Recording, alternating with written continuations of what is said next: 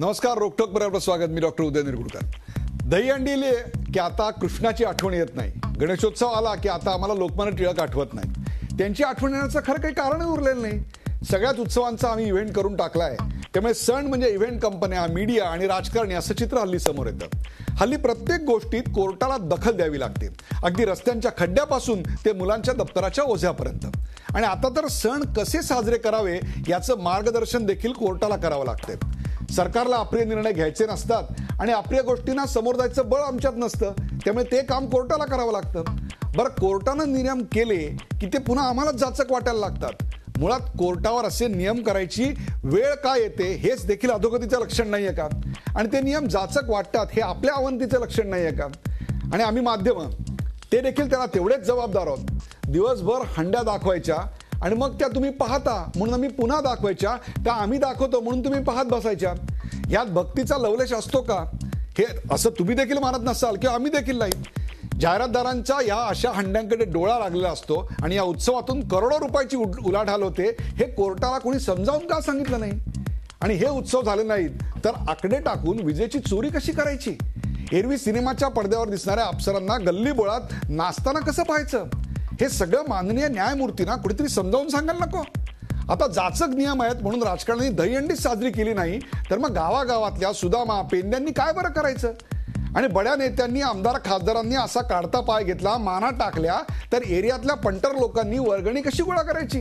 आणि हो, वर्गणी आणि खंडणी याची गल्लत माननीय न्यायालय करतंय हे त्यांना कोण बरं समजावून सांगणार?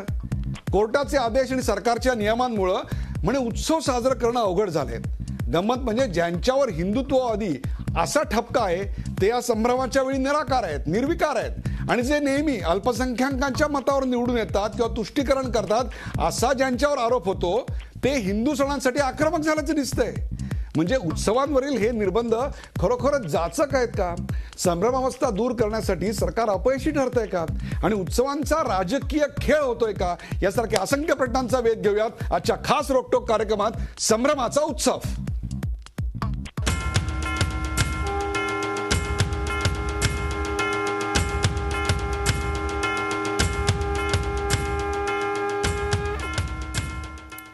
संभ्रमाचा उत्सव या कार्यक्रमात सुरुवातीला पाहूया या विषयावरचा एक खास रिपोर्ट.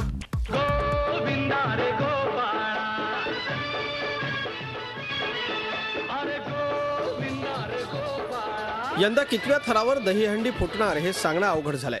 मात्र राजकीय वादांचे थरावर थर आतापासूनच चढायला लागलेत. दहीहंडी, गणेशोत्सव, नवरात्रोत्सव यासारख्या सणांवर यंदा हायकोर्टानं, सरकारनं आणि पोलिसांनी निर्बंध घातल्यानं उत्सवप्रेमी नाराज झाले. या विरोधात थेट सुप्रीम कोर्टात आव्हान देण्याचा इशारा राष्ट्रवादी काँग्रेसचे आमदार जितेंद्र आव्हाड यांनी दिलाय. या निमित्तानं मुख्यमंत्र्यांवरही त्यांनी टीकेच्या फैरी झाडल्यात. हे बीजेपीने मुद्दामून टाकलेलं पाऊल आहे. एका उच्च समाजाचं प्रतिनिधित्व करणाऱ्या आणि गरिबांचा सण उत्सवाकडे तुच्छ नजरेने बघणाऱ्या काही लोकांचं प्रतिनिधित्व करणारे बीजेपी बदले काही महाभाग हे उत्सव बंद व्हावेत याच विचाराने मागले. म्हणून तर माननीय मुख्यमंत्र्यांकडे हातात वेळ असताना, उच्च न्यायालयाचे निर्णय जाचक असताना, ह्याच्याने उत्सव बंद होणार हे दिसत असताना सर्वोच्च न्यायालयात आव्हान का नाही दिलं? या निमित्तानं उत्सव मंडळांना कसं वेठीस धरलं जात आहे याचा पाढाच त्यांनी वाचून दाखवला. हायकोर्टाच्या आदेशाचं निमित्त करून पोलीस उत्सव मंडळांवर गुन्हे दाखल करतायत. ध्वनी प्रदूषणाच्या नावानं स्पीकर्सचा व्यवसाय करणाऱ्यांवर गदा आणली जाते. दहीहंडी किती उंच असावी, गणेशोत्सवाचे मंडप किती उंच असावेत, स्पीकरचा आवाज किती डेसिबल असावा याबाबत मुंबईला विशेष सूट देण्यात आली. मग ठाणे शहरावरच पोलिसांकडून अन्याय का, असा सवाल आव्हाड यांनी केलाय. दरम्यान ही सगळी जितेंद्र आव्हाडांची नौटंकी असल्याचा टोला शिवसेनेचे आमदार प्रताप सरनाईक यांनी लगावलाय. मला असं वाटतं की आता भंपगिरी बंद करावी, नौटंकी जी आहे ती बंद करून उगाच स्वतःचा लखोबा लोखंडे त्यांनी होऊ देऊ नये. गेल्या वर्षी सुद्धा न्यायालयाचे काही निर्बंध होते तरी सुद्धा मी माझा उत्सव अतिशय शांतपणे, साधेपणानं पण त्याच उत्साहात, त्या जल्लोषात साजरा केला. जर आयोजकांनी तशा पद्धतीचा अवलंब केला तर मला असं वाटतं सगळं काही साध्य होऊ शकतं. आव्हाड आणि सरनाईक यांच्यातली वादावादी नवी नाही. मात्र संस्कृती रक्षणाच्या नावाखाली वैयक्तिक हेवे दाव्यांना खतपाणी घातलं जातंय का? दहीहंडीचा इव्हेंट करणाऱ्यांनी आता संस्कृती रक्षकाचा आव आणणं कितपत योग्य आहे आणि खरोखरच सणांवर निर्बंध लादले जात आहेत का यासारख्या प्रश्नांची चर्चा होण्याची गरज आहे. कपिल राऊत, झी मीडिया, ठाणे. संभ्रमाचा उत्सव या कार्यक्रमाचा हा खास रिपोर्ट आपण पाहिला आणि त्याविषयी चर्चा करण्यासाठी आज आपण मान्यवर आमंत्रित केले आपल्या सोबत आहेत ॲडव्होकेट प्रशांत पंचाक्षरी, ज्यांच्यामुळे ही याचिका सादर झाली. ते याचिकाकर्ते ॲडव्होकेट प्रशांत पंचाक्षरी आपल्या बरोबर आहेत. प्रशांतजी, आपलं या कार्यक्रमात स्वागत. आणि त्याचबरोबर माझ्या बरोबर आहेत दहीहंडी उत्सवाचे 3 राजे, म्हणजे ठाण्याच्या दहीहंडी उत्सवाचे राजे असलेले प्रताप सरनाईक, शिवसेनेचे आमदार. तर त्याचबरोबर वरळीच्या दहीहंडीचे राजे म्हणून जे प्रसिद्ध आहेत ते सचिन अहिर, मुंबईचे राष्ट्रवादी काँग्रेसचे अध्यक्ष आपल्या बरोबर आहेत. तर भारतीय जनता पक्षाचे आमदार आणि प्रवक्ते आणि घाटकोपरच्या दहीहंडीचे राजे म्हणून ज्यांची ख्याती आहे असे राम कदम, म्हणजे 3 राजे विरुद्ध आपण किंवा त्यांच्या बरोबर आपण सगळे, अशा हा चर्चेचा फड आता रंगणार आहे. पहिला जो प्रश्न आहे तो आपण आपल्या पडद्यावर पाहू शकता आणि तो प्रश्न आहे, उत्सवांवरील हे निर्बंध खरंच जाचक आहेत का? उत्सवांवरील हे निर्बंध खरंच जाचक आहेत का? आता जो रिपोर्ट आपण प्रेक्षक पाहिला त्यात आपण नेमके नियम काय आहेत उत्सवावर घातलेले ते आपण पाहिले आहेत. आता हे उत्सव साजरे करणारे जे 3 जण आहेत त्यांना आपण विचारूया, खरोखरच याच्यात जाचक काय आहे? काय सांगाल सचिन अहिर? नाही, मुळामध्येच जाचक या सर्व गोष्टी ज्याचा उल्लेख तुम्ही ऑलरेडी केलेला आहे की 12 वर्षाच्या पेक्षा खाली जे आहेत मुलांना तुम्हाला घेता येणार नाही, त्या पलीकडे जाऊन 20 फुटाची हाईट्स तुम्हाला ठेवता येणार नाही. जे आयोजक आहेत त्यांनी हे सर्व जेवढी जी मंडळी येतात त्यांचे बर्थ सर्टिफिकेट्स किंवा हे सर्व डाटा 15 दिवस अगोदर एजन्सीना द्यायला पाहिजे आणि त्या एजन्सीने त्याला शिक्कामोर्तब करण्याची गरज आहे. या सर्वांपलीकडे जाऊन उत्सव हे कुठच्याही परिस्थितीत बंद होत नाही आणि ते होण्याची गरजही नसतात. पण ह्या ज्या अटी आहेत, ज्यावेळी आपण एक उत्सव साजरा करत असताना नियमित रीतीने काही गोष्टी असतात त्याच्यावर ज्यावेळी निर्बंध होत असतात, त्या जाचक अटी यासाठी निर्माण होत असतात की जेणेकरून जी स्पर्धा किंबहुना जो उत्सव जो गेल्या अनेक वर्षापासून निवळ फक्त आपल्यापुरता मर्यादित न राहता त्याला आता राज्याच्या व्यतिरिक्त देशाच्या स्तरावरती आणि जागतिक स्तरावरती ज्यावेळी कीर्ती मिळते त्याचा आपण डाऊनफॉल का करायचं, हाही एक त्याच्यामागचा एक हेतू असतो. आणि मग अशावेळी ह्या जाचक अटी तर आहेतच आहेत, पण अशाच सणांवरती किंवा असे जे उत्सव असतात की ज्यामध्ये मध्यमवर्गीय सर्वसामान्य माणूस कुठच्याही प्रकारचा लोभ न ठेवता सर्वसामान्य माणूस म्हणून घेऊन यामध्ये सामील होत असतो. म्हणजे आपल्या प्रामाणिकपणे वाटतं की गोविंदा पथकामध्ये 12 वर्षाखालची मुलं असावीत, त्यात काही गैर काही नाही असं वाटतं आपल्याला? आमचं 100% म्हणणं आहे की 18 वर्षाच्या आत पण नसावी, तो प्रश्न नाही आहे. म्हणजे ज्यावेळी मागच्या वेळी पण आम्ही ज्यावेळी समन्वय समितीच्या वतीने आम्ही केलं होतं, आम्हीच पण जे आमच्यावरती स्वतःवरती काहीतरी निर्बंध यायलाच पाहिजे म्हणून आपण ही भूमिका स्वीकारली. पण आज प्रश्न असा आहे की विसंगती आहे की एका बाजूला 12 वर्षाच्या आत आपण मुलांना घ्यायचं नाही म्हणून सांगतोय, त्यानंतर शासनाने जे हा संपूर्ण जो उत्सव आहे ह्याला साहसी खेळ म्हणून घेऊन गेला, जी आमची सर्वांचीच मागणी होती. त्यामुळे त्यांनी सांगितलं की 15 वर्षाच्या लोकांच्या खाली मुलांना आपण समावेश, म्हणजे 12 वरून 15 वर आणि 15 वरून 18 वर आलं, म्हणजे संभ्रमावस्था निर्माण झाली. कोर्टाने आदेश दिलं, त्यामध्ये कोर्टाने सांगितलं की 18 वर्षाच्या आतल्या लोकांना पण तुम्ही आता नोटिफिकेशन काढून घेऊन ह्याच्यामध्ये समावेश करू नका.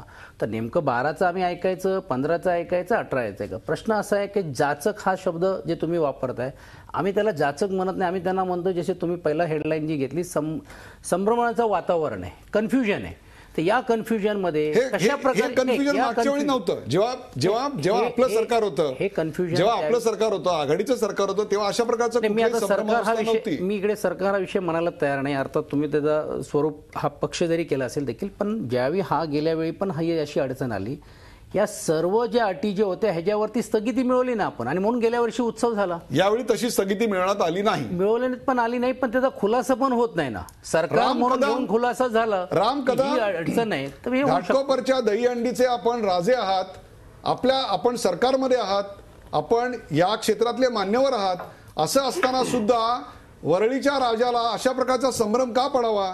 तो वरळीच्या राजाचा हा संभ्रम घाटकोपरचा राजा का बरं दूर करत नाही? उदयजी, या कार्यक्रमाच्या प्रस्तावनेला जेव्हा सुरुवातीला आपण जे काही 2 मिनिटं बोललात त्याच्यामध्ये आयोजकांची खंत, प्रेक्षकांची खंत आणि एकंदरीत न्यायालयाने घातलेले जे काही निर्बंध असतील, ज्या काही नियम असतील, या सगळ्या गोष्टींचा उहापोह तुमच्या 2 मिनिटाच्या प्रस्तावनेत आला. तासभराच्या चर्चेचं जवळपास सार त्या प्रस्तावनेत आलं. मी नम्रपणे एवढंच सांगेन की सचिन भाऊ खूप चांगली दहीहंडी दरवर्षी करतात. याही वर्षी त्यांनी केली असती तर महाराष्ट्रातल्या सर्व उत्सवप्रेमींना निश्चितपणे आनंद झाला असता. पण असं वाटतं की एकंदरीत काँग्रेस आणि राष्ट्रवादीची भूमिका केवळ राजकारण म्हणून ह्या अशा प्रकारच्या उत्सवांना एक पक्ष म्हणून विरोध करणं आहे की काय, अशा प्रकारचा थोडासा स्मेल अशा सगळ्या भूमिकांमधून येतो. मी व्यक्तिगत बोलत नाही, मी पक्ष या पातळीवर बोलतोय. याला कारण असं आहे की प्रताप सरनाईक असतील, आम्ही सगळे असो, आमची गेल्या अनेक वर्षापासूनची मागणी होती की दहीहंडीमध्ये हजारो युवक महिना 2 महिने 3 महिने त्या हंडीची प्रॅक्टिस करत असतात. अनेक तरुण याच्यामध्ये सहभागी आहेत.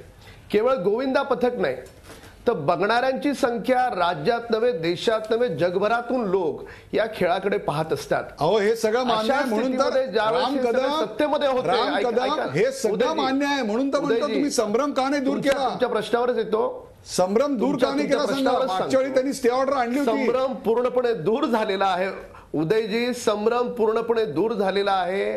दहीहंडीवर जे कोर्टाचे निर्बंध होते त्याच्यावर माननीय विनोद तावडेजींनी याला साहसी खेळाचा दर्जा देऊन जी हंडी अजिबात होऊ शकत नव्हती, तर या सरकारच्या मध्यस्थीमुळे आपण 11 ऑगस्टला जो शासन निर्णय घेतला त्या निर्णयामुळे हा संभ्रम दूर झालेला आहे.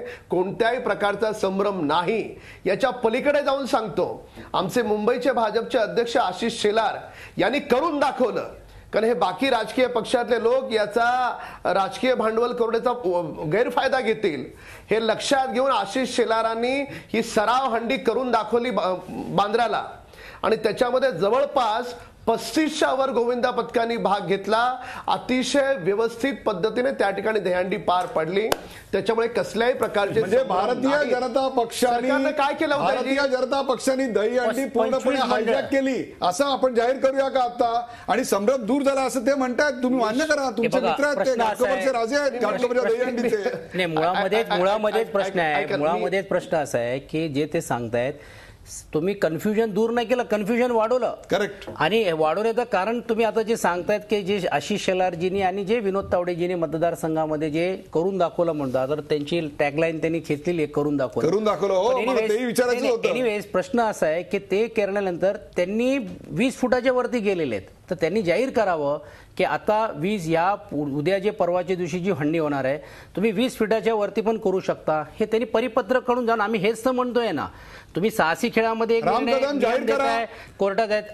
अगदी सोपं आहे. आणि 11 ऑगस्टला त्यांनी निर्णय 12 वर्षाच्या खाली जाहीर करून टाका. 11 ऑगस्टचा निर्णय त्यांनी घेतलेला, नोटिफिकेशन त्यांनी दाखवावं, प्रसिद्धी करावी, जे कॅबिनेटचा डिसिजन आहे ते लोकांमध्ये लावा, ऍडव्हर्टाईज करावं. आम्ही परत निर्णय घ्यायला तयार आहोत की हा उत्सव जर तशाच पद्धतीने असेल तर आम्ही त्याचं स्वागत करू ना. रिसोर्सफुल आहे ते, एका रात्री उत्सव करू शकतात. 11 सचिन भाऊ एक अभ्यासू नेते आहेत, रिसोर्सफुल आहेत. रिसोर्सफुल ऑगस्टचा हा निर्णय पूर्णपणे महाराष्ट्राच्या वेबसाईटवर अवेलेबल आहे. आणि दुसरा मला एक प्रश्न एवढाच विचारायचा आहे की शासनानं 12 वर्षाच्या खालच्या मुलांना आपण त्या साहसी खेळामध्ये आपण बंदी घातली आहे.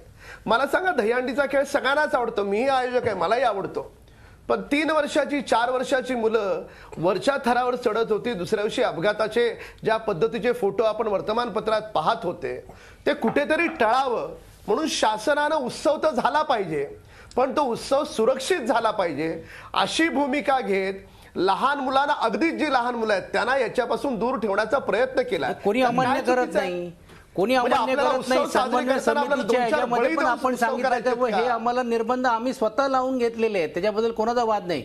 20 फुटाच्या वरचं काय ते तरी स्पष्ट करावं. साहसी खेळ म्हणून तुम्ही 20 फुटाच्या वरती नो लिमिट तुम्ही ठेवलेलं आहे. ते प्रत्यक्षार्थ जे आशिष शेलारजींनी करून दाखवलं, विनोद तावडेजींनी करून दाखवलं, तुम्ही जाहीर करा ना आज शासन म्हणून. आज आशिष शेलारजी माझे मित्र आहेत, पण ते कुठचे पक्षाचे प्रतिनिधी आहेत, ते एका पक्षाचे अध्यक्ष आहेत, ते मुख्यमंत्री नाही किंवा मंत्रिमंडळात नाही. ज्यावेळी विनोद तावडे साहेबांना आम्ही आणि या सांस्कृतिक मंत्री नात्याने सांगितलं की तुम्ही याचा खुलासा करा, त्यांनी काय उत्तर द्यावं हे मी बोलणार नाही. मुख्यमंत्र्यांकडे प्रश्न दिला, मुख्यमंत्री याचा निर्णय देतील. काल वाऱ्याने मुख्यमंत्री महोदयांनी बैठक घेतली, जे गणेशोत्सव मंडळाच्या बाबतीतले डीजी किंवा या सर्व लोकांना बोलून घेतलं. एका शब्दाने ते दहीहंडीबद्दल बोललेले दिसलेले नाही. त्या उलट आशिष शेलारजींनी जे समन्वय समितीला काल रात्री सांगितलं की काय काळजी करू नका, माझा माननीय मुख्यमंत्री म्हणून बोलणं झालेलं आहे, तुम्ही उत्सव बिंदास करा, कुठच्याही केसेस बेसिस होणार नाही. म्हणजे प्रश्न असा आहे की शासनच आपण आहोत, प्रशासनच तुम्ही आहात. तुम्ही सांगताय प्रशासन आपल्या या गोकुलाष्टमी पुरता तुम्ही मर्यादित केलेला आहे, पण प्रश्न असा आहे की या येणाऱ्या पुढच्या काळामध्ये गणेश उत्सवासाठी काय खड्डे खणता येणार नाही, 25 फुटापेक्षा उंची नाही, जे रस्ता आहे त्याचा फक्त 25% तुम्ही रस्ता वापरू शकता, ते लोकांना अडथळा होणार नाही. आज गिरगाव सारख्या लोकांना वर्षानुवर्ष सवय झाली ती या सगळ्याची. भागामध्ये, घाटकोपर सारख्या भागामध्ये, लोअरपळ सारख्या भागामध्ये तिकडे मैदानच नाहीये, तिकडे हे उत्सव कसे होणार? आपण मी येतो तुमच्या दोघांकडे. मला बराच वेळ शांत बसलेले आमचे ठाण्याचे प्रताप सरनाईक आहेत, ठाण्याच्या दहीहंडीचे राजेच म्हणायला हवं त्यांना. अर्थात त्यांना राजे मी यावर्षी म्हणतोय कारण मागच्या वर्षी स्पर्धा होती राजेपदासाठी. पण ही सगळं जे आहे ते फक्त भाजप करतंय. आज सराव हंडी जी आहे ना ती सराव हंडी भाजप करतंय. याच्यामध्ये शिवसेना आहे कुठे? ते तर करून दाखवलं म्हणतायत. सर्वप्रथम तुम्हाला मी सांगू इच्छितो की ज्या सराव शिबिराचं राम कदम म्हणतायत त्या सराव शिबिराला मी स्वतः उपस्थित होतो. आशिष शेलार आणि नवे रेड बुल ह्या कंपनीनं ते सराव शिबिराचं आयोजन केलं होतं. त्याला स्वतःला अतिशय चांगल्या प्रकारे 24 संघ सहभागी झाले होते आणि मुलींच्या फायनलला आणि मुलांच्या दोन्ही फायनलला म्हणजे 2 तास मी व्यासपीठावर उपस्थित होतो. अतिशय चांगल्या प्रकारे त्या ठिकाणी सराव शिबिराचं आयोजन रेड बुल कंपनीने केलं होतं. आशिष शेलार प्रमुख पाहुणे होते आणि त्यांच्याच मतदारसंघातला तो विषय होता. बोरिवलीला सुद्धा विनोद तावडेंनी केलं होतं. परंतु माझं असं म्हणणं ठीक आहे, करून दाखवलं. काय शिवसेना भाजपची युती आहे त्यामुळे आमची टॅगलाईन त्यांनी चोरायची किंवा त्यांची टॅगलाईन आम्ही चोरायची काही गरज नाही. मला असं वाटतं की ते आमच्यामध्ये व्यवस्थित चाललेलं आहे. पण संभ्रम निर्माण झाला हा आरोप कितपत बरोबर आहे? मी महत्वाचं तुम्हाला मी सांगतो की बिलकुल कुठल्याही प्रकारे संभ्रम नाहीये. ज्यावेळेस डिसेंबरमध्ये नागपूरच्या अधिवेशनामध्ये विनोद तावडेंनी घोषणा केली की हा क्रीडा स्पर्धेमध्ये ह्या खेळाचा समावेश होईल, त्यावेळेस एक समिती नेमली. त्या समितीमध्ये मी स्वतः, जितेंद्र आव्हाड, आशिष शेलार होते. आम्ही त्यानंतर 8 ते 9 वेळा बैठका घेतल्या.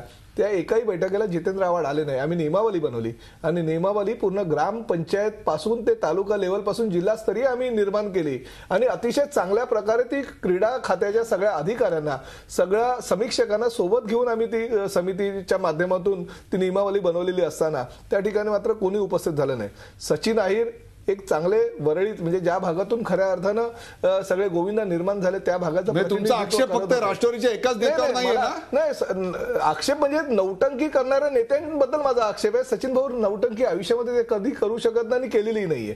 त्यामुळे मी त्यांना परत एकदा विनंती करेल की हे उगम स्थान आहे मुंबई दहीहंडीचं आणि गोविंदाचं, त्यांनी कृपा करून बंद करू नये. छोट्या प्रमाणात का होईना पण त्यांनी हा उत्सव साजरा करावा अशी मी त्याला विनंती करतो. दहीहंडीचं उगमस्थान ठाणे असेल तर दहीहंडीच्या स्पर्धेचं उगमस्थान आपलं ठाणे आहे. ठीक आहे, आम्ही त्या मुंबई आहे त्याचं उगमस्थान म्हणता येईल, पण स्पर्धेचं उगमस्थान प्रशांत पंचाक्षरी आपल्या बरोबर आहेत. प्रशांत पंचाक्षरी, खरोखरच न्यायालयाचे हे जे नियम आहेत ते जाचक म्हणण्या इतपत आहेत का? काय वाटतं आपल्याला? आपण मुळात ही याचिका सादरच का केलीत? हे केलं नसतं तर हे प्रश्नच उभे नसते.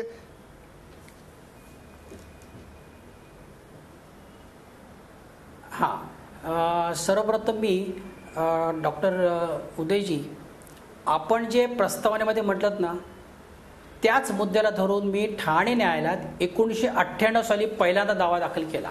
तो हा दावा दाखल केला आहे.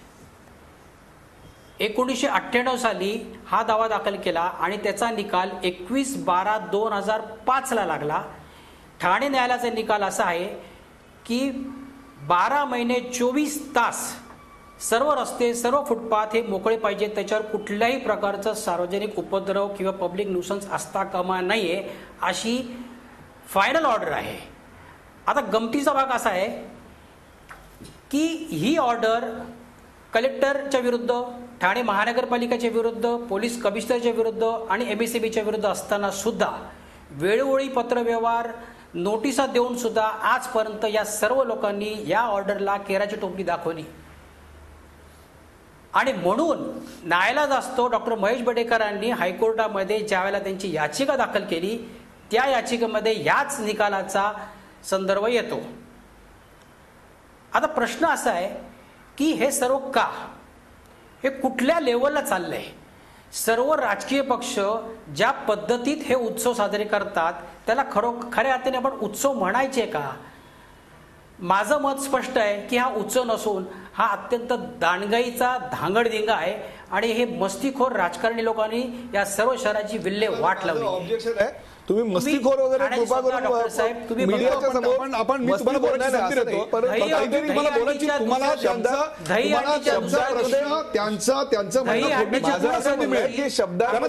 मुद्दा मांडू द्या. लोक सगळं दोन्ही बघतायत. तुम्ही काय करताय? लोक दोन्ही बघतायत. लोकांना शब्द आवडला नाही येतो, तुम्ही काळजी करतो का? त्यांना बोलू द्या. त्याच्यावर तुमचं म्हणणं तेवढंच मांडा. बोला प्रशांतजी, बोला. दहीहंडीच्या दुसऱ्या दिवशी ठाण्यामध्ये उकिरडा होता, अक्षरशः उकिरडा. आणि तुम्हाला मी दुसरे एक महत्त्वाचे पुरावे दाखवतो. आता दहीहंडीचा विषय निघाला म्हणून तुम्हाला दाखवतो. हा ठाणे सकाळचा पेपर आहे बघा. याच्यामध्ये बक्षिसांची रक्कम किती डिक्लेअर केली आहे प्रत्येक नेत्यांनी आणि वाटप किती झालं. पहिलंच नाव आहे 21 लाख रुपये चंद्र अवॉर्ड. वाटप किती 2,55,000. आता ही फसवणूक नाही का? उत्सवाच्या नावामागे सामान्य माणसाची, गरीब लोकांची फसवणूक होत नाही का? हा मुद्दा एक लक्षात घ्या. इतरांची पण नावं आहेत, पण एक वानगी दाखला म्हणून तुम्हाला मी सांगितलं. आता दुसरा एक मुद्दा घ्या. हा दुसरा एक पेपर लोकसत्तेमधला फ्रंट पेज बातमी आहे. तिघांनी जीव गमवला, 100 लोक जखमी. आता प्रश्न असा आहे की ह्याला उत्सव म्हणायचा का? इतक्या लोकांचा जीव गेला, इतके लोक जखमी झाले आणि आपण म्हणायचं संस्कृती, आपण म्हणायची परंपरा. अहो, धर्म रस्त्यावर आणला या लोकांनी आणि त्याचा विचका केला. त्याच्यामुळे खऱ्या अर्थाने जे धर्माचे बाजूचे होते ना, ते सुद्धा आता विरोधी बोलायला लागले. त्याच्यामुळे धर्माचं एका अर्थाने नुकसानच आहे. बरोबर आहे. दुसरा माझा एक महत्वाचा मुद्दा असा आहे की I should be thankful to Vinod Tawde की त्यांनी दहीहंडीला हा स्पोर्ट्स, साहसी खेळाचा दर्जा दिला. मग आता मुद्दा असा येतो की जर साहसी खेळ आहे तर मी उद्या जर रस्त्यावर क्रिकेट, फुटबॉल आणि हॉकीची परवानगी मागितली तर देतील का मला? नाही देणार. अहो, खेळ म्हटलं की तो मैदानातच पाहिजे, रस्त्यावर नाही. मग ती दहीहंडी असो, गणेश उत्सव असो किंवा नवरात्री उत्सव असो, हे सर्व उत्सव ज्या पद्धतीने रस्त्यावर होतात त्याच्यामुळे सर्वांना सार्वजनिक उपद्रव होतो. हे नाकारता येत नाही, तुम्ही किती म्हणालात तरी. तुम्ही जे 3 मुद्दे मांडलेले आहेत प्रशांत पंचाक्षरी, त्यातला पहिला मुद्दा राजकारण्यांनी त्यांच्या स्वतःच्या फायद्यासाठी, त्यातल्या एकाचा उल्लेख आपण जो करताना मस्तीखोर असा शब्द वापरला. या सगळ्याचा उहापोह या कार्यक्रमाच्या 3ऱ्या भागात आपण करणार आहोत. तेव्हा मी प्रताप सरनाईक यांना विनंती करतो की तुमचा या मुद्द्यावरचा जो प्रतिवाद असेल तो आपण 3ऱ्या भागात जरूर घेऊया. परंतु आपण जे मांडलेले मुद्दे आहेत त्याच्या आधारावरच माननीय न्यायालयानं हे आदेश दिले आणि त्या आदेशानुसारच आता काही नियम घातले गेले. ते नियम आता जाचक वाटत आहेत. त्यातून जी संभ्रमावस्था निर्माण झाली त्या संभ्रमावस्थेविषयीच आपण चर्चा करतोय. कुठे जाऊ नका, पाहत राहा जी24 तास. आपण पाहताय संभ्रमाचा उत्सव.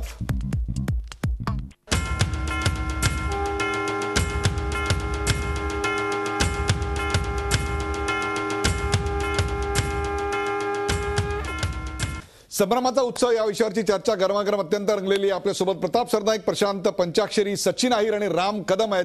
या भागातला प्रश्न आपण पडद्यावर पाहू शकता आणि तो प्रश्न आहे, संभ्रमावस्था दूर करण्यात सरकार अपयशी ठरतंय का? संभ्रमावस्था दूर करण्यात सरकार अपयशी ठरतंय का?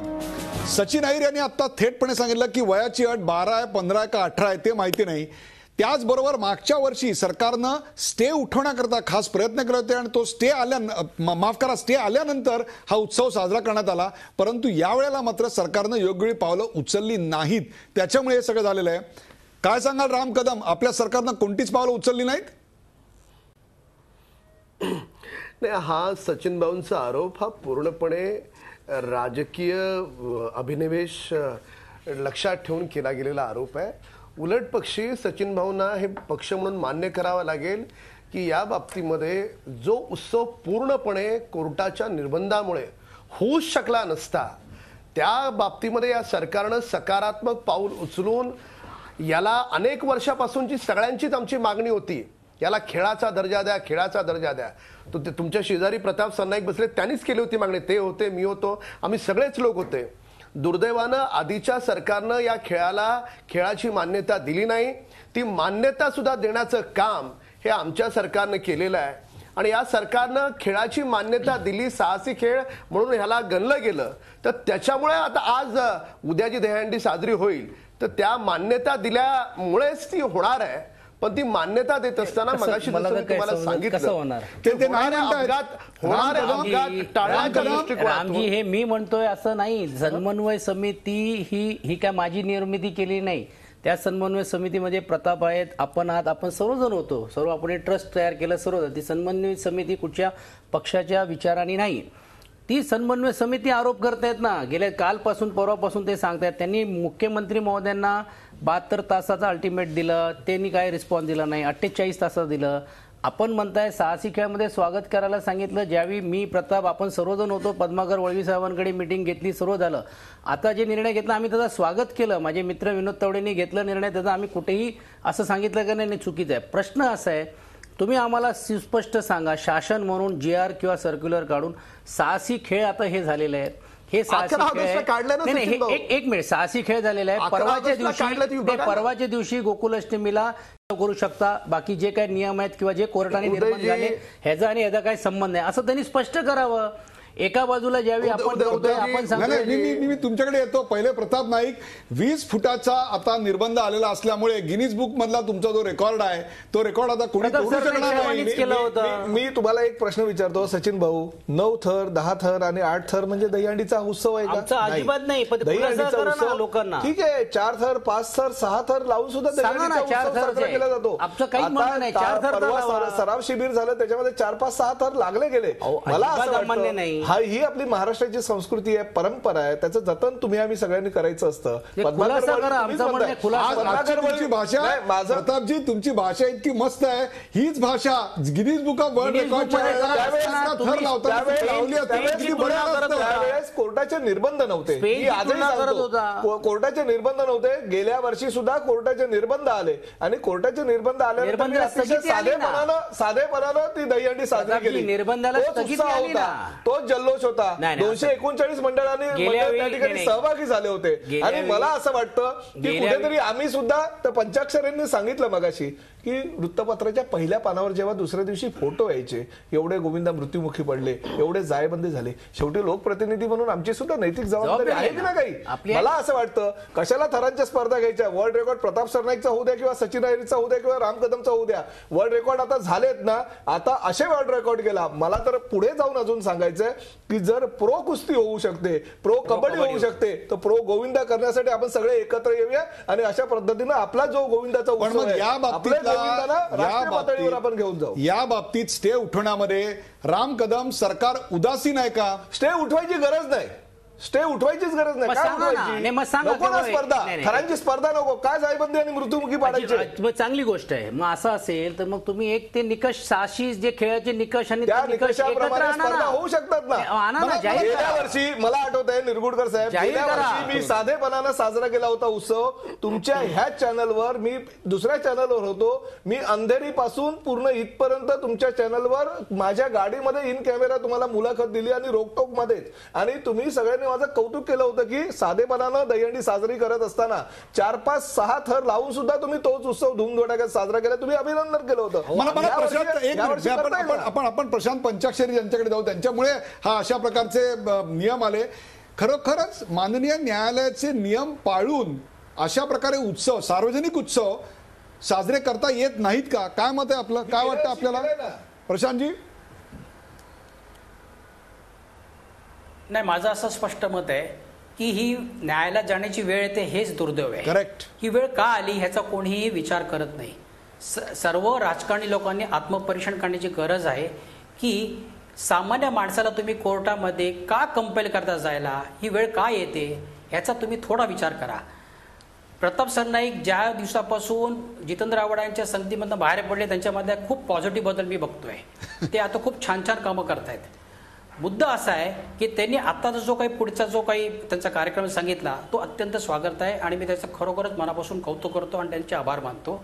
तुमच्यासारख्या लोकांनीच पुढे यावं आणि या सर्व ठाणे शहराला एक वेगळी दिशा द्यावी, एक वेगळं वातावरण तयार करावं. खऱ्या अर्थाने जर तुम्हाला सवाल असा आहे, खूप वेगळे चांगले प्रकार या भागामध्ये आपण जी चर्चा करतोय त्याच्यामध्ये हा जो संभ्रम आहे तो संभ्रम दूर करण्यात ज्याचा अत्यंत महत्वाचा मुद्दा आता सचिन अहिर यांनी मांडला. सचिन अहिर यांना सुद्धा हा उत्सव साजरा करायचा आहे, परंतु त्याच्याविषयीचा संभ्रम आहे. त्यांना भीती वाटते की उद्या जर आपण थर लावला, उद्या जर आपण आणखीन काय केलं तर आपल्याला कोर्टात कारवाई होईल का, आपण जेलमध्ये जाऊ का, अशी त्यांना भीती वाटते. राम कदम बोला.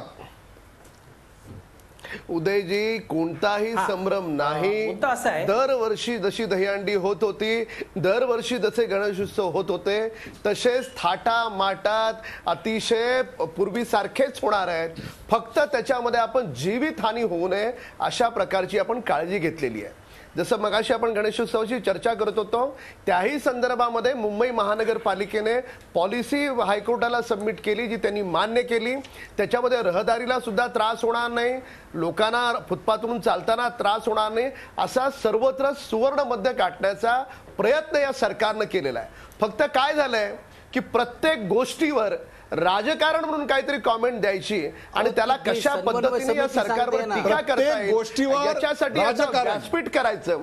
जसं मगासपासून मी तुम्हाला सांगतोय की 11 ऑगस्टला माननीय विनोद तावडेजींनी शासनाचा निर्णय दहीहंडीच्या संदर्भात झालेला आहे. महाराष्ट्रातल्या कुठल्याही माणसानं महाराष्ट्र सरकारच्या वेबसाईटवर पाहावा, तो GR त्याच्यावर अवेलेबल आहे आणि त्याच्यामध्ये पूर्णपणे सुरक्षिततेची काळजी घेतली आहे. याच्या पलीकडे काहीच नाही. आणि राहिला प्रश्न, जसं सरनाईकांनी सांगितलं 10 थर लावले म्हणजे हंडी झाली असं होत नाही. हंडी 4 थर लावून सुद्धा होते. आपण त्याच्यामध्ये किती जीव ओतून ती संस्कृती आणि परंपरा जपण्याचा प्रयत्न करतो हे विशेष आहे. हा भगवान श्रीकृष्णाच्या जन्माचा उत्सव आहे. याच्यामध्ये हजारो लाखो लोक सहभागी होत असतात. याही वर्षी हे सरकार पूर्णपणे या गोविंदाच्या पाठीमागे आहे, या गणेशोत्सव मंडळांच्या पाठीमागे आहे.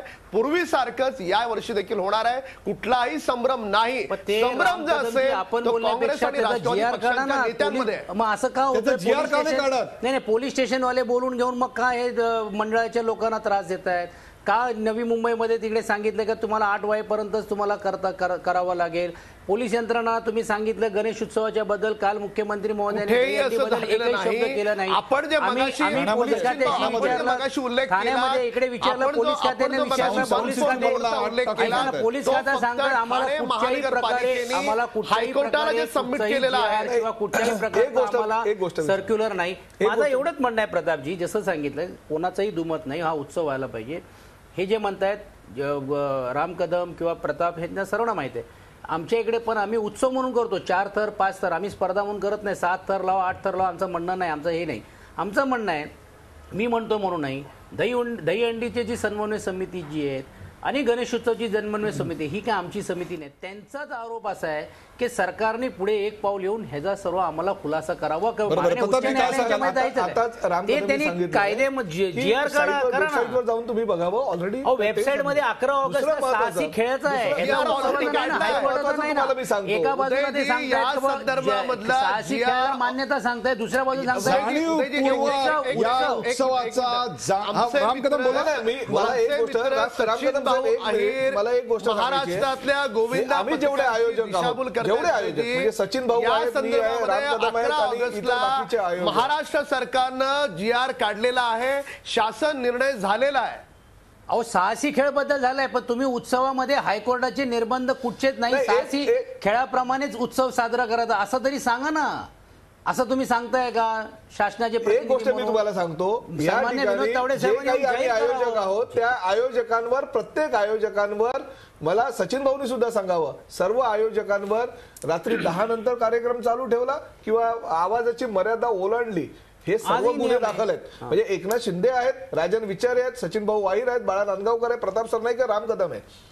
पोलिसांच्या मर्यादेच्या म्हणजे न्यायालयाने ज्या निर्बंध राखून दिलेले त्याच्यावर जर तुम्ही जाल, कर्णकर्कश आवाज जर तुम्ही कराल, 10 नंतर जर सुप्रीम कोर्टाच्या नियमानुसार मर्यादा न पाळाल, गुन्हे दाखल करणार. मगाशी सरकारचा काय संबंध आहे? मगाशी राम कदम यांनी याच्यातल्या राजकारणाचा उल्लेख केला. प्रेक्षको, एका कृष्ण भक्तीसाठी आणि एका गणेश भक्तीसाठी महाराष्ट्रातले 3 असे उत्सवांचे राजे आपल्याकडे आहेत आणि ते एकमेकांशी कुठल्या प्रकारचे आता वादविवाद करतायत, कुठल्या प्रकारचे मुद्दे मांडतायत. म्हणजे एकूणच महाराष्ट्रामध्ये केवढं धार्मिक वातावरण आहे ते पाहताय आपण. परंतु या धार्मिकतेला राजकारणाचं गालबोट का बरं लावलं ते एका ब्रेक नंतरची चर्चा करूया. कुठे जाऊ नका, पाहत राहा झी24 आपण पाहताय संभ्रमाचा उत्सव.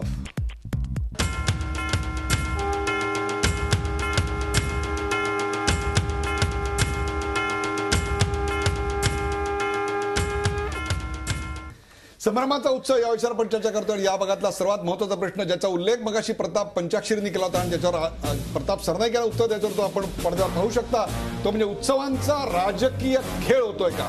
उत्सवांचा राजकीय खेळ होतोय का? पुन्हा त्याच मुद्द्याकडे आपण आलोय. प्रशांत पंचाक्षरी, आपण मागे याचा उल्लेख करताना मस्तीखोर राजकारणी याचा वापर करतात असा केला होता, काय सांगाल आपण?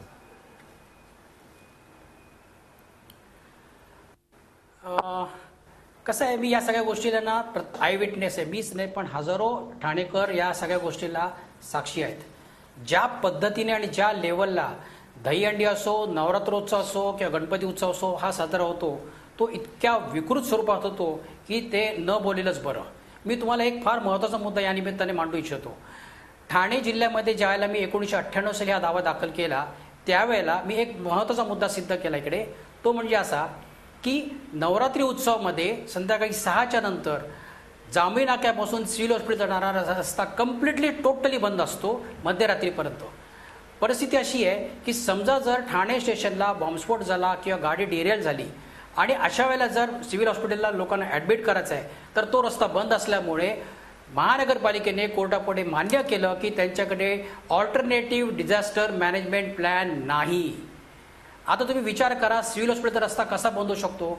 मला आश्चर्य वाटतं की police commissioner, municipal commissioner, collector हे सर्व लोक याला परवानगी देतातच कशी. म्हणजे बेकायदेशीर गोष्टी या नुसतं राजकीय दबाव नाही, हे खासगी मालमत्ता समजतात ठाणे शहराला, असा माझा स्पष्ट आरोप आहे. म्हणजे एक प्रकारे या संपूर्ण उत्सवांचा राजकीय खेळ करण्यात आलाय, किंवा या उत्सवांमधूनच आपल्या राजकारणाच्या सत्तेचं सोपान चढण्याचा एक मार्ग आता तयार झाला दिसतोय. राम कदम, या व्यतिरिक्त देखील राजकारण करण्याचे काही मार्ग असतात. केवळ उत्सवांवरच तुमच्यासारख्या 3 राजांनी महाराष्ट्रातल्या एकत्र येऊन आपली शक्ती व्यय करण्यापेक्षा इतर अनेक मार्गातून आपली छबी सुधारण्याचा प्रयत्न करता येऊ शकणार नाही का? विषय छबी सुधारण्याचा नाही आहे. लक्षात घ्या की त्या दहीहंडीच्या प्लॅटफॉर्मवरून हजारो लाखो लोक जर आनंद घेणार असतील, त्यांना पाहताना आनंद वाटणार असेल, गोविंदा पथकांना त्या ठिकाणी तो उत्सव साजरा करताना आनंद वाटणार असेल, आणि आम्ही समाजातलाच एक भाग आहोत आणि एक जनप्रतिनिधी म्हणून आम्ही तो उत्सव करणार असू, तर यात वाईट काय हे मला कळायला मार्ग नाही. प्रशांत यांना काय म्हणायचंय? रहदारीला होणारा त्रास मी निश्चितपणे मान्य करतो. लोकांना त्रास होईल असं कोणतंही कृत्य होता कामा नये.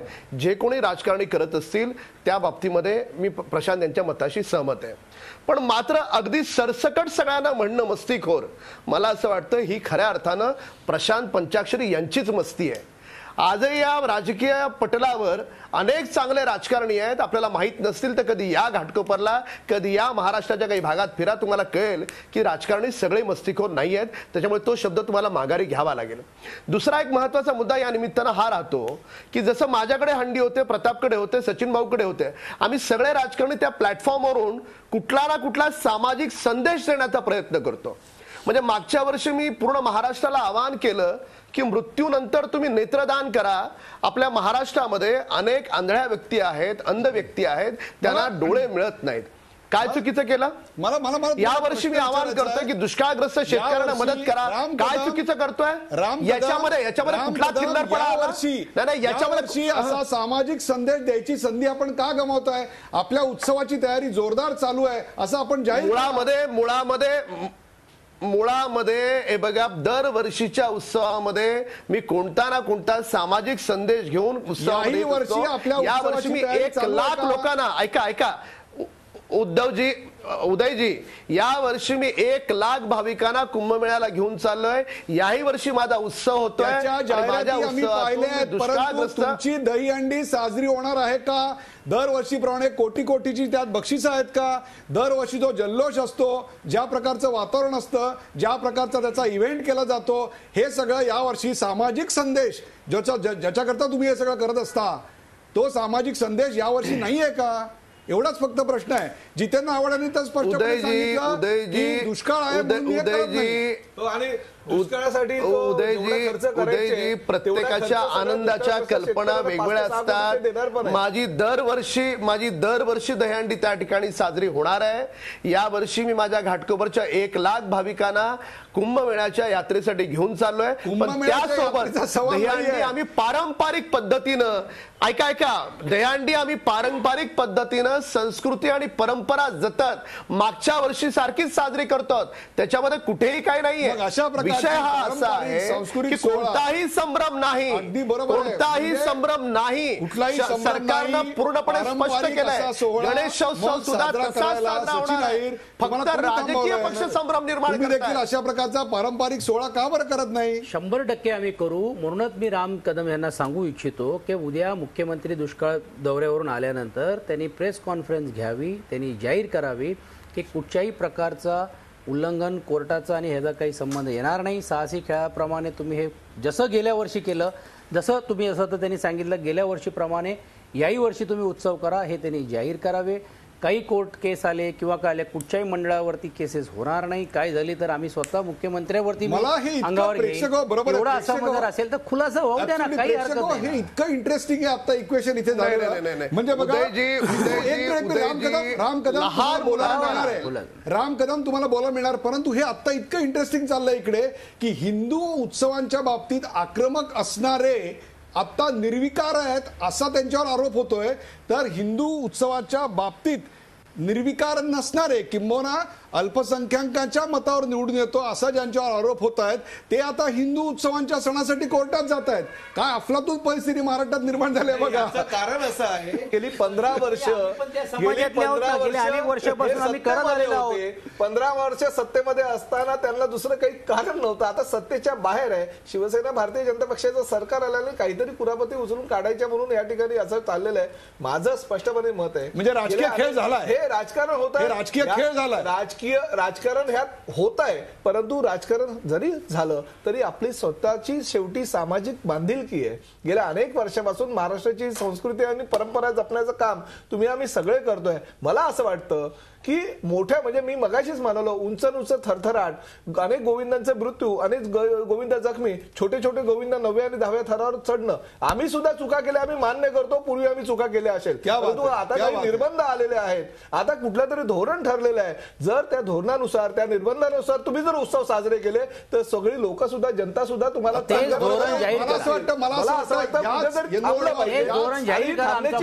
याच सकारात्मक नोटवर हा कार्यक्रम संपावा. प्रेक्षको, यदा यदा हि धर्मस्य ग्लानिर्भवति भारत अद्युत्थानं न अधर्मस्य तदात्मानं सृजान्याम परित्राणाय साधूनां विनाशाय च दुष्कृतां धर्मसंस्थापनार्थाय संभवामी युगे युगे. याचा अर्थ आपल्या सगळ्यांनाच माहिती आहे.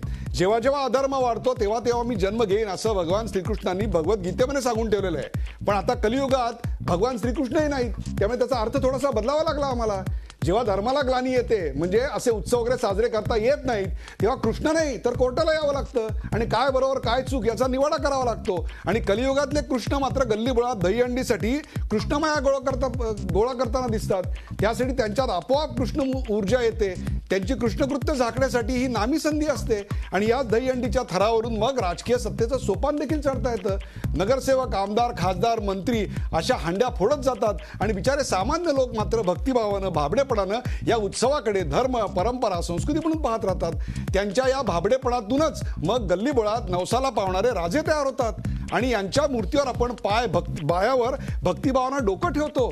त्या प्रत्येक मूर्तीच्या मागे कुणी ना कुणीतरी मागून राजकारणी प्रगट होत असतो हेच आपल्याला कळत नाही. त्यामुळे आपण नक्की मूर्तीच्या पाया पडतोय की राजकारण्यांच्या हे देखील हल्ली कळेनासं झालंय. जगात माणसांची विभागणी 2 भागात करता येऊ शकते. एक जे सांस्कृतिक वारसा मागे ठेवतात आणि जे दुसराच वारसा पुढे ठेवत नाहीत. हल्ली उत्सव साजरे करताना आपण नक्की कोणती संस्कृती जपतोय आणि कोणता वारसा पुढच्या पिढ्यांसाठी तेवत ठेवतोय याचा विचार करायची वेळ आली.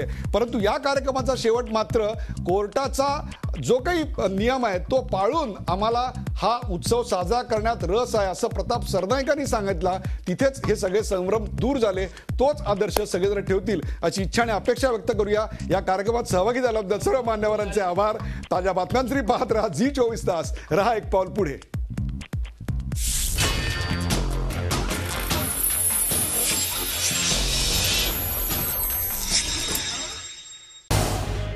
झी 24 तास रहा एक पाऊल पुढे.